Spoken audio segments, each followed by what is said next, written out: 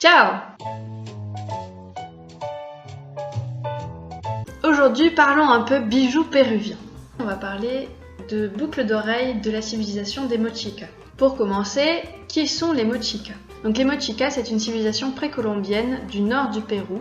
Ils ont vécu entre 150 et 850 après Jésus-Christ.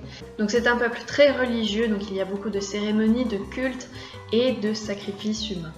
Comme vous aurez pu le voir sur ces jolies boucles d'oreilles, si vous avez fait attention aux détails, on voit un guerrier en train de brandir la tête d'un pauvre malheureux qui vient de se faire sacrifier. Voilà. Hyper fashion les Mochicas. Donc vous l'aurez compris, comme dans beaucoup de civilisations, quand il y a une religion, il y a de l'art. Et les Mochicas sont très connus pour l'artisanat et la fabrication d'objets de culte visant à garantir la légitimité du pouvoir et la hiérarchie établie dans leur civilisation. Et les Mochicas étaient notamment très doués dans la métallurgie. Donc ils utilisaient des alliages d'argent, d'or et de cuivre. Et donc comme dans beaucoup de civilisations précolombiennes d'Amérique latine, il y avait beaucoup d'or dans les objets de culte. Donc ces objets, comme vous pouvez vous en douter, ils n'étaient pas en or massif. Les Mochicas pratiquaient une technique d'enrichissement en or. Donc pour cette technique d'enrichissement en or, on prenait ce fameux alliage or-cuivre-argent et on le faisait chauffer et on le martelait jusqu'à ce qu'on fasse ressortir la couleur dorée de l'alliage. Donc ces boucles d'oreilles, ce sont des boucles d'oreilles tubulaires. Donc l'ancêtre des écarteurs. Donc pour toutes les personnes qui pensaient que ces boucles d'oreilles iraient bien avec leur tenue, je suis pas sûre que ce soit une très bonne idée. Donc le disque il est constitué d'une mosaïque de turquoise et de perles d'or et il a un diamètre de 6,4 cm. Et le tube qui est situé de l'autre côté de ce disque fait une longueur de 5 cm et un diamètre de 1,8 cm. Faut avoir de sacrés lobes d'oreilles, hein. Donc la mosaïque elle est faite de turquoise et de pierres dorées. Et comme on peut le voir, il y a différentes couleurs de turquoise. On peut aller du bleu au vert et on peut aussi avoir des pierres vert foncé, presque noires. Oui, moi non plus, je ne pensais pas que la turquoise pouvait être noire avant ce stage.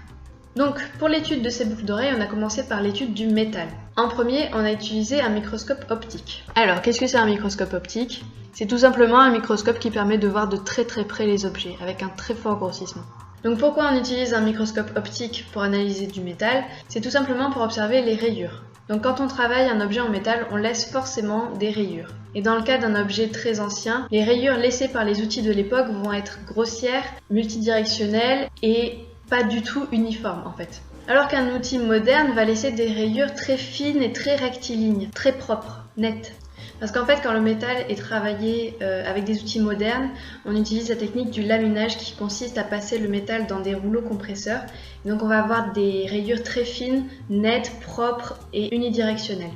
Donc dans le cas de ces boucles d'oreilles, on a trouvé des rayures provenant globalement d'outils anciens. Ensuite, on a réalisé des microsections. Alors, qu'est-ce que c'est qu'une microsection? Pour une microsection, on doit faire un micro-échantillon. Voilà, c'est de ça que je vous parlais la semaine dernière, on va couper dans le matériau.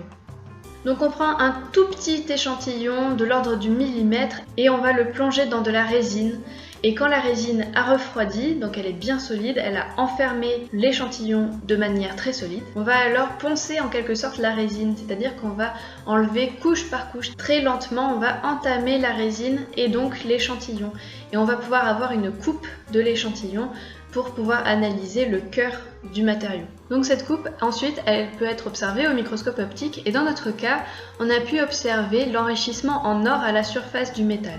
Et après cette observation au microscope optique, on a fait une observation au microscope électronique à balayage. Qu'est-ce que c'est que ça encore? Alors pour le microscope électronique à balayage, on va envoyer un faisceau d'électrons sur l'échantillon. Petite parenthèse sur ce qu'est un électron. De manière très simplifiée. Donc l'échantillon il est fait de matière, la matière est faite de molécules, les molécules sont faites d'atomes liés les uns aux autres, et un atome il est constitué d'un noyau et d'un nuage électronique. Donc un électron est un constituant de l'atome. Donc ces électrons ils vont interagir avec la matière et celle-ci va renvoyer une réponse. Cette réponse elle va être traitée informatiquement et on va avoir une image très détaillée de l'échantillon. Donc on va avoir une résolution plus importante que celle du microscope optique et surtout on va pouvoir connaître la composition chimique du matériau. Donc dans le cas des boucles d'oreilles, donc du métal des boucles d'oreilles, on a pu observer la composition du métal. Et comme on l'espérait, il s'agissait bien d'un enrichissement en or. On a pu voir qu'à la surface, on avait une forte concentration en or et qu'au cœur du métal, on avait toujours de l'or, une très forte concentration en cuivre et une faible concentration en argent. Encore une fois, bon signe pour l'authentification de l'objet. Ensuite, on a étudié les tesselles, les pierres de la mosaïque. Donc pour cela, on a fait des observations au microscope et j'ai dû réaliser une cartographie de ces mosaïques. Cette cartographie avait pour but de répertorier les pierres présentant des traces d'outils modernes ou anciens. Il y avait donc une centaine de pierres et j'ai dû toutes les observer et évaluer si oui ou non elles présentaient des traces d'objets anciens ou non. Au résultat, j'avais un fort pourcentage de pierres considérées comme authentiques, donc c'était plutôt positif. Enfin, pour finaliser l'étude de ces boucles d'oreilles, on a réalisé une radiographie au rayon X des boucles d'oreilles.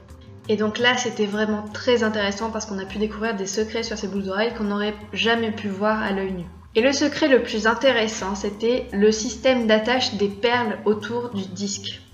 Donc ces perles avaient un système d'attache comme ceci.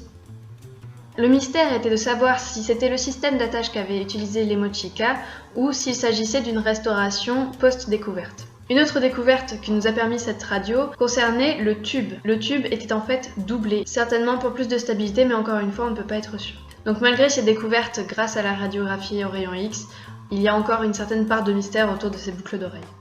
Donc en conclusion sur l'authenticité de ces boucles d'oreilles, globalement, elles étaient authentiques. Mais dans le domaine de l'authentification d'objets d'art, on ne peut jamais vraiment trancher si l'objet est vrai ou pas. Donc ici, les boucles d'oreilles avaient beaucoup de caractéristiques d'un objet authentique, mais il y a eu évidemment des opérations de restauration sur ces boucles d'oreilles. Vous vous doutez bien qu'on ne les a pas retrouvées dans cet état, sachant que ce sont des objets quand même très fragiles. Donc est-ce qu'elles sont vraiment authentiques entièrement? On ne sait pas. Ce qu'on sait, c'est qu'il y a beaucoup d'indices qui sont en faveur de l'authenticité de ces objets. Donc globalement, c'était des vrais objets. Et donc j'ai eu la chance de pouvoir manipuler et observer ces objets qui étaient authentiques. Ce sont des objets qu'on voit normalement dans les musées. Très peu de personnes peuvent les manipuler et j'ai eu la chance de pouvoir les manipuler. Voilà, c'est tout pour aujourd'hui, j'espère que ça vous aura intéressé. Pour moi, c'était vraiment un stage très intéressant, j'ai vraiment adoré. J'ai vu beaucoup d'objets d'art, vrai ou faux, je ne le sais pas. Donc voilà, merci d'avoir regardé. Et la semaine prochaine, je vous parlerai donc de la deuxième partie de ce stage qui concernait l'identification de papiers de restauration. Donc à la semaine prochaine pour une nouvelle vidéo. Ciao!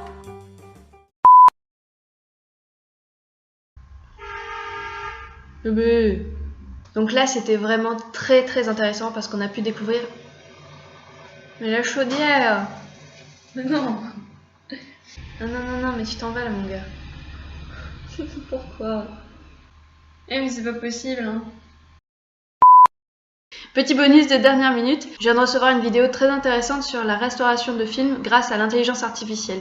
Donc c'est des films qui ont été filmés à Paris dans les années 1890 et c'est vraiment incroyable le travail qu'ils ont fait là-dessus, donc je vous recommande et je vous le mets dans la barre de description.